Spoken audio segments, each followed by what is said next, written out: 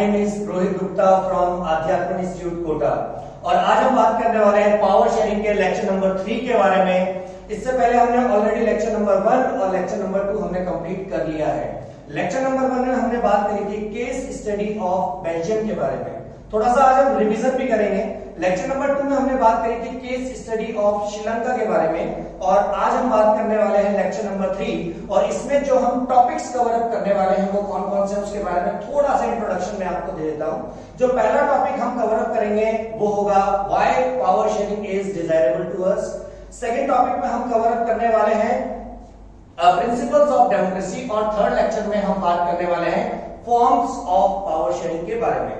मगर इससे पहले सबसे पहले हम लेक्चर नंबर 1 का थोड़ा सा क्विक रिकैप हम कर लेते हैं ताकि आपको एक कॉन्फिडेंस आ जाए कि आप जो पढ़ रहे हैं वाकई वो आपको समझ में आ रहा है। तो लेक्चर नंबर 1 में हमने बात करी थी केस स्टडी ऑफ बेल्जियम के बारे में और हमने वहां पर देखा था कि बेल्जियम में डिफरेंट तरह के जो एथनिक कंपोजिशंस प्रेजेंटेड थे और इन एथनिक कंपोजिशंस की वजह से वहां पर कई तरह की प्रॉब्लम्स क्रिएटेड हो रही थी। मगर बेल्जियम की जो गवर्नमेंट थी उन्होंने एक ऐसे कॉन्स्टिट्यूशन को प्रिपेयर किया जिन्होंने पीपल्स की फीलिंग और इंटरेस्ट को ध्यान में रखते हुए काम किया और ऐसा कॉन्स्टिट्यूशन बनाया जो वहां के पीपल्स के लिए क्या था, एक आइडियल कॉन्सेप्ट क्रिएट हो गया। शुरुआत में वहां के जो पीपल्स थे उनको ये रियलाइज हो रहा था कि यार कॉन्स्टिट्यूशन बड़ा कॉम्प्लेक्स है, मगर जैसे जैसे उन्होंने उस कॉन्स्टिट्यूशन के ऊपर काम करना स्टार्ट किया उसके अकॉर्डिंग अपनी जिंदगी को उन्होंने ढालना स्टार्ट किया। उन्होंने ये रियलाइज करना स्टार्ट कर दिया कि इससे बढ़िया कॉन्स्टिट्यूशन तो कुछ हो ही नहीं सकता है। लेक्चर नंबर 2 में हमने बात करी थी केस स्टडी ऑफ श्रीलंका के बारे में।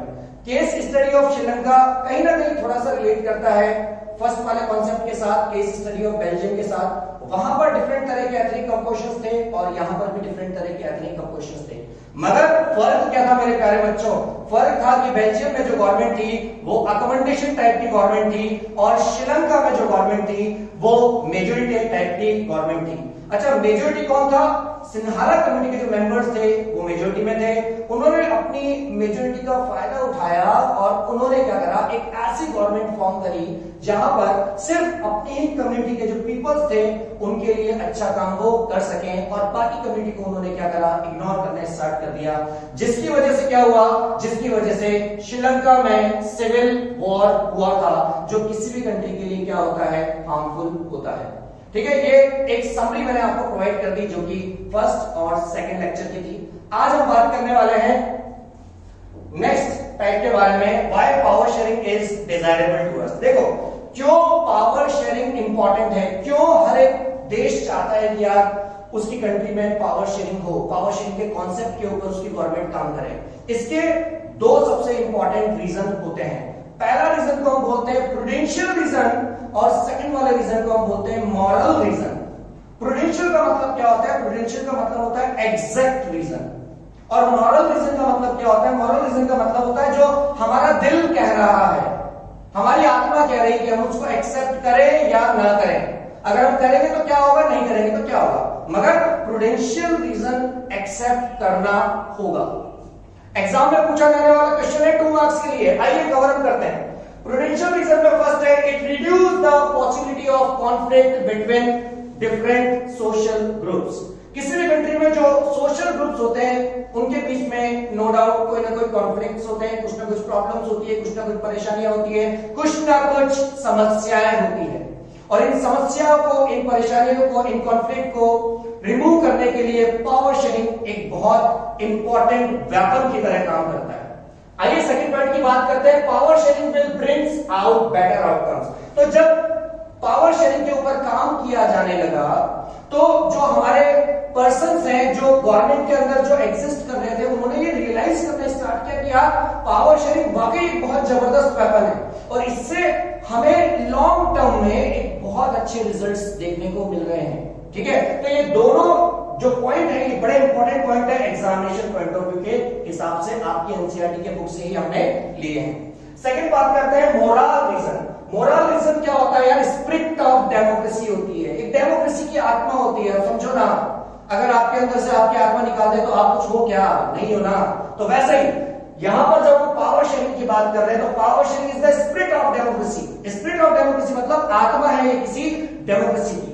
सेकंड पॉइंट की बात करते हैं, it show that power sharing is valuable. और ये सब चीजें बताती है कि क्यों पावर शेयरिंग इंपॉर्टेंट है किसी भी कंट्री में। ठीक है, होप सो ये वाला पॉइंट आपको क्लियर हो गया होगा। अब हम चल रहे हैं नेक्स्ट पॉइंट की तरफ और हम बात कर रहे हैं प्रिंसिपल्स ऑफ डेमोक्रेसी की। इसमें जनरली 4 प्रिंसिपल्स के बारे में हम बात करते हैं। उसमें से पहला प्रिंसिपल होगा peoples are the source of all political powers. यार कोई भी पॉलिटिकल पावर बनती है, कहीं पर भी कोई गवर्नमेंट फॉर्म होती है, तो क्या कभी आपने सोचा कि वो गवर्नमेंट कैसे फॉर्म होती है, कौन वहां पर इलेक्शंस में पार्टिसिपेशन करता है? पीपल्स। इसलिए हम पहला पॉइंट बोल रहे हैं कि peoples are the source of all political powers. Okay, second point की बात करते हैं, they rule themselves through the institution of self governance. Peoples जिन कैंडिडेट को चूज करते हैं, इलेक्शन में विन कराते हैं, और वही इलेक्शंस, वही जो पीपल्स होते हैं वो क्या करते हैं, आपके ऊपर रूल करते हैं। रूल करने का क्या मतलब हो गया, आपकी इच्छाओं के अकॉर्डिंग आपके ऊपर क्या करते हैं, वो काम करना स्टार्ट कर देते हैं। देखा होगा ना, आपके जो वार्ड पार्षद होते हैं उनको आप क्या करते हो, चूज करते हो, और चूज करने के बाद वो आपके एरिया को क्या करता है, डेवलप करने की कोशिश करता है। उसके बाद वो वार्ड पार्षद क्या करते हैं, किसी और एमपी एमएलए को वोट करते हैं, फिर वो किसी और को करते हैं। तो इस तरीके से बेस कौन होता है, बेस होता है पीपल्स। थर्ड पॉइंट की बात करते हैं, जब भी कोई भी डेमोक्रेसी होगी उसमें क्या लिया जाएगा, respect is given to every groups and it's value. Democracy में बहुत इंपॉर्टेंट पॉइंट है कि गिव रेस्पेक्ट, टेक रेस्पेक्ट। क्या होता है, आपसे अगर कोई प्यार से बात करेगा तो आप क्या करोगे, उससे प्यार से बात करोगे। बोलो यस और नो। तो डेमोक्रेसी में भी ऐसा ही होता है, अगर आप रेस्पेक्ट करोगे किसी की भी तो वो भी आपकी क्या करेगा, रेस्पेक्ट करेगा। अब फोर्थ पॉइंट की बात करते हैं, everybody has equal share in shaping public policies. Public policies कौन क्रिएट करता है, पब्लिक पॉलिसीज क्रिएट करता है गवर्नमेंट। बोलो यस और नो। गवर्नमेंट पब्लिक पॉलिसीज को क्रिएट करता है, और गवर्नमेंट की जो पब्लिक पॉलिसीज होती है वो उसका बेस क्या होता है, क्या होता है उसका बेस, उसका बेस होता है पीपल्स। यानी हम कोई ऐसी पॉलिसीज क्रिएट ना कर दें जो पीपल्स के लिए क्या हो, हार्मफुल हो। तो कंप्लीटली जो काम किया जाता है वो किसके बेस पे किया जाता है, पीपल्स के बेस पे किया जाता है। और इसीलिए हम बोल रहे हैं कि हर किसी का इक्वल शेयर होता है पब्लिक की जो ओपिनियन है उनके लिए, और पब्लिक का जो ओपिनियन है वो बहुत ज्यादा इंपॉर्टेंट होता है किसी भी गवर्नमेंट के लिए। अब हम इसके बाद बात करते हैं फॉर्म्स ऑफ पावर शेयरिंग की। यहां पर हम 4 फॉर्म्स ऑफ पावर शेयरिंग की बात करेंगे। पहले हम पावर शेयरिंग डिस्ट्रीब्यूट करेंगे ऑर्गन्स ऑफ गवर्नमेंट के बेस पे। सेकंड हम बात करेंगे लेवल्स ऑफ गवर्नमेंट के बेस पे। थर्ड हम बात करेंगे डिफरेंट सोशल ग्रुप्स के बेस पे। और फोर्थ में हम बात करने वाले हैं पॉलिटिकल पार्टीज, प्रेशर ग्रुप्स और मूवमेंट ग्रुप के बेस पे।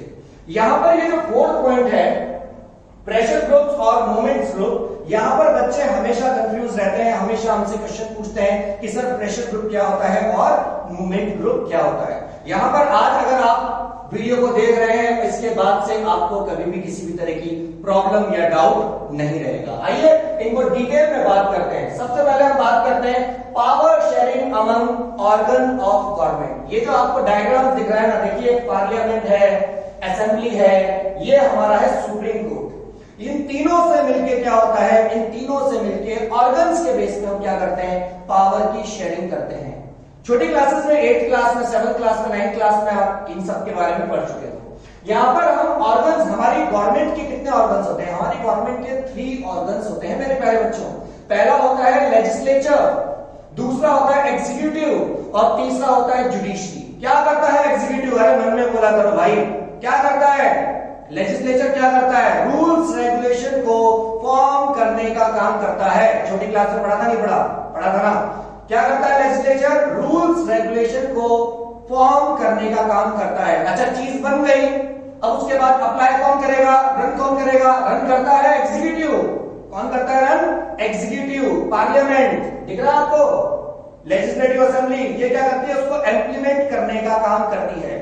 तीसरी बात, जुडिशरी क्या करती है, जुडिशरी चेक करती है कि जो लॉज बने हैं, जो लॉज इंप्लीमेंट हो रहे हैं, क्या वो पीपल्स के लिए बेनिफिशियल है। कहीं पर अगर कोई कॉन्फ्लिक्ट होता है तो उस कॉन्फ्लिक्ट को रिजॉल्व करने का काम कौन करता है मेरे प्यारे बच्चों, जुडिशरी उसको रिजॉल्व करने का काम करती है।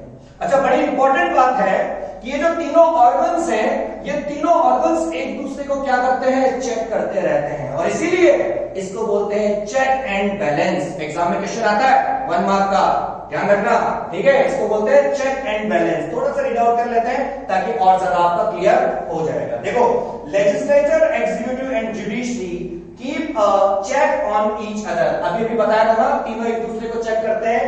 This result in a balance of power sharing among various institution. और इससे क्या होता है, पावर की शेयरिंग होती है, यानी कि गवर्नमेंट अपनी पावर को किस बेस पे, लेजिस्लेचर, एग्जीक्यूटिव और जुडिशरी में क्या करता है, डिस्ट्रीब्यूट करता है। अच्छा, एक वर्ड और लगा रहा हूं, क्या करता है, इक्वली डिस्ट्रीब्यूट करता है। अरे भैया, हॉरिजॉन्टल है ना, हॉरिजॉन्टल है तो क्या होगा, पावर की शेयरिंग इक्वली डिस्ट्रीब्यूट होगी।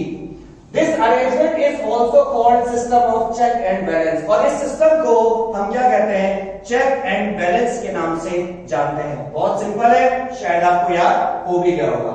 इसके बाद बात करते हैं हम पावर की शेयरिंग किस बेस पे, लेवल्स के बेस पे। यहां पर इंडियन जो गवर्नमेंट होती है, इंडियन गवर्नमेंट सबसे पहले अपनी पावर को शेयर करती है किसके साथ, सेंट्रल गवर्नमेंट के साथ। सेंट्रल गवर्नमेंट देन उसके बाद अपनी पावर को शेयर करता है स्टेट गवर्नमेंट के साथ, और स्टेट गवर्नमेंट अपनी पावर को शेयर करती है लोकल गवर्नमेंट के साथ। स्टेट गवर्नमेंट क्या होता है, जो आपका जो स्पेसिफिक स्टेट होता है उसको रन करने के लिए क्या होती है, स्टेट गवर्नमेंट होती है। सेंट्रल गवर्नमेंट क्या होता है, जो कंट्री के लिए जो इंपॉर्टेंट चीजें हैं उनके लिए कौन होती है, सेंट्रल गवर्नमेंट होती है। और आपकी लोकेलिटी के लिए क्या होती है, आपकी लोकेलिटी के लिए लोकल गवर्नमेंट होती है। सबसे ज्यादा पावर यहां पर जो पावर है बेटा, वो पावर इक्वल नहीं है। क्यों, क्योंकि देखो लेवल है ना बेटा, लेवल है। तो सबसे पहले इंडियन गवर्नमेंट है, इंडियन गवर्नमेंट ने किसको पावर दी, सेंट्रल गवर्नमेंट को दी। तो सेंट्रल गवर्नमेंट के पास क्या होगी, सबसे ज्यादा पावर होगी। ये अपनी पावर को शेयर करेगा स्टेट गवर्नमेंट के साथ, यानी सेंट्रल गवर्नमेंट से कम पावर होगी किसके पास, स्टेट गवर्नमेंट के पास। और स्टेट गवर्नमेंट अपनी पावर को शेयर करेगा किसके साथ, लोकल गवर्नमेंट के साथ, जिसको आप क्या बोलते हो, म्युनिसिपैलिटी या पंचायत के नाम से भी आप जानते हो। इसके पास सबसे ज्यादा पावर रहेगी। तीनों एक दूसरे के साथ बैलेंस करते हुए काम करते हैं और कंट्री को डेवलप करने का काम करते हैं। इसके बाद अब हम बात करने वाले हैं power sharing among different social groups. इसके लिए दो बहुत छोटे से पॉइंट हैं, वो दोनों पॉइंट आपको याद करने हैं और समझने हैं। Under this arrangement, government and administration give space to the diverse social group. देखो इसको समझो, कोई भी एक स्पेसिफिक कंट्री होती है, वहां पर रिच पीपल्स भी होते हैं और पुअर पीपल्स भी होते हैं, मेजोरिटी भी होती है, माइनॉरिटी भी होती है। बोलो यस और नो। हर तरह के लोग किसी भी कंट्री में होते हैं। अब जैसे श्रीलंका में प्रॉब्लम्स हुई, वैसी प्रॉब्लम ना हो, इसके लिए कुछ ऐसे ग्रुप्स होते हैं, कुछ ऐसे सोशल ग्रुप्स होते हैं, सामाजिक ग्रुप होते हैं, जो क्या करते हैं, जो उस कैटेगरी के लोगों के लिए काम करते हैं। बोलते हो आप ऑप्रेस्ड कैटेगरी, जिसको आप क्या कहते हो, ऑप्रेस्ड कैटेगरी, ठीक है। मतलब जो बहुत लिमिटेड होते हैं, उनके लिए आप काम करते हो, ताकि कहीं ना कहीं उनकी जो इंपॉर्टेंस है वो खत्म ना हो जाए, उनको ये रियलाइज ना हो कि वो जिस कंट्री में रह रहे हैं उस कंट्री में उनका कोई इंपॉर्टेंस नहीं है। इसलिए ये सोशल ग्रुप जो होते हैं वो उनको क्या करते हैं, एडवांस करने की कोशिश करते हैं, उनकी नीड्स को पूरा करने की कोशिश करते हैं। Second point, in this way minority communities get a fair chance to share in power. और इससे होता क्या है, इससे होता है बच्चों कि जो माइनॉरिटी है वो अपने आप को क्या करती है, डेवलप्ड करने की कोशिश करती है, या फिर उनकी जो सिचुएशन है वो धीरे धीरे क्या होने लग जाती है, अच्छी होने लग जाती है। आओ अब इसके बाद लास्ट स्लाइड की तरफ चलेंगे, जो कि बहुत इंपॉर्टेंट है। अब हम बात कर रहे हैं power sharing among political parties, pressure groups and movements. सबसे पहले समझ लो पॉलिटिकल पार्टीज को, उसके बाद हम बात करेंगे प्रेशर ग्रुप्स के बारे में, और उसके बाद बात करेंगे मूवमेंट्स ग्रुप के बारे में। कोई भी एक डेमोक्रेटिक कंट्री होती है तो वो डेमोक्रेटिक कब कहलाती है, कोई भी डेमोक्रेटिक कंट्री डेमोक्रेटिक कब कहलाती है, वो तब कहलाती है जब वहां पर जो इलेक्शन में जो खड़े होने वाले कैंडिडेट है वो 2 या 2 से ज्यादा हो। बोलो यस और नो। पता है ना आपको, छोटी क्लास में पढ़ा था ना आपने, जब 2 या 2 से ज्यादा पॉलिटिकल पार्टीज जब इलेक्शन में फाइट करती है, उस कंट्री को आप कहते हो डेमोक्रेटिक कंट्री। अब अगर 2 या 2 से ज्यादा पॉलिटिकल पार्टीज होगी तो एक पॉलिटिकल पार्टी विन करेगी और एक पॉलिटिकल पार्टी क्या करेगी, लूज करेगी, हारेगी। तो जो हारने वाली जो पॉलिटिकल पार्टी होगी उसके पास भी क्या होगा बच्चों, पावर होगा। जो रूलिंग पॉलिटिकल पार्टी है वो अपने हिसाब से काम नहीं कर सकती, कहीं ना कहीं उसको सपोर्ट चाहिए होगा, किसका, अपोजिशन पॉलिटिकल पार्टी का। अगर अपोजिशन पॉलिटिकल पार्टी अगर सपोर्ट करेगी तो ही रूलिंग पार्टी क्या कर पाएगी, काम कर पाएगी। ये कॉन्सेप्ट होता है किस बेस पे, पॉलिटिकल पार्टीज के बेस पे, जिसमें गवर्नमेंट अपनी पावर को शेयर करती है पॉलिटिकल पार्टीज के साथ। आओ अब बात करते हैं प्रेशर ग्रुप के बारे में। क्या होता है प्रेशर ग्रुप, 3 पॉइंट्स मैंने यहां लिख रखे हैं, विद एग्जांपल आपको समझाऊंगा। Pressure groups are organisations when peoples with common interest, aspirations and occupations come together in order to achieve a common objective। देखो प्रेशर ग्रुप्स एक ऐसे ग्रुप होते हैं जो कॉमन आइडेंटिटी वाले होते हैं। जैसे फॉर एग्जांपल जैसे ट्रेडर्स, तो ट्रेडर्स की अपनी क्या होती है, यूनियंस होती है। जैसे बिजनेसमैन की अपनी क्या होती है, यूनियन होती है। तो कभी भी इंडिया में क्या होता है, कोई स्ट्राइक हो जाती है, बोलते हैं ना कि ऑटो की स्ट्राइक हो गई, तो क्या होता है, सारे ऑटो वाले क्या चल जाते हैं, स्ट्राइक पे चले जाते हैं। इनको कहते हैं प्रेशर ग्रुप्स। ये प्रेशर ग्रुप्स क्या करते हैं, अपनी डिमांड्स को पूरा करने के लिए गवर्नमेंट के ऊपर प्रेशर्स को क्रिएट करने का काम करते हैं। These organizations attempt to influence government policies। अभी मैंने बोला है, ये अपने जो पावर है उसका वो क्या करते हैं, यूज करते हैं, किस लिए, गवर्नमेंट की पॉलिसीज को चेंज करने के लिए या उसको डाइवर्ट करने के लिए। आइए अब बात करते हैं जो प्रेशर ग्रुप्स के कौन कौन से एग्जांपल्स हो सकते हैं। तो यहां पर एग्जांपल हो सकते हैं बिजनेस ग्रुप्स, ट्रेड ग्रुप्स या एग्रीगेरियन ग्रुप्स। एग्रीगेरियन ग्रुप्स क्या होता है बेटा, एग्रीकल्चर, फार्मर, किसानों का भी क्या होता है, ग्रुप होता है। किसान आंदोलन चल रहा है ना, तो वो क्या होता है, वो भी प्रेशर ग्रुप, यानी कि वो गवर्नमेंट के ऊपर प्रेशर क्रिएट करने का काम कर रहा है। आओ अब बात करते हैं मूवमेंट ग्रुप के बारे में। Movement groups are formed with the help of mass participation.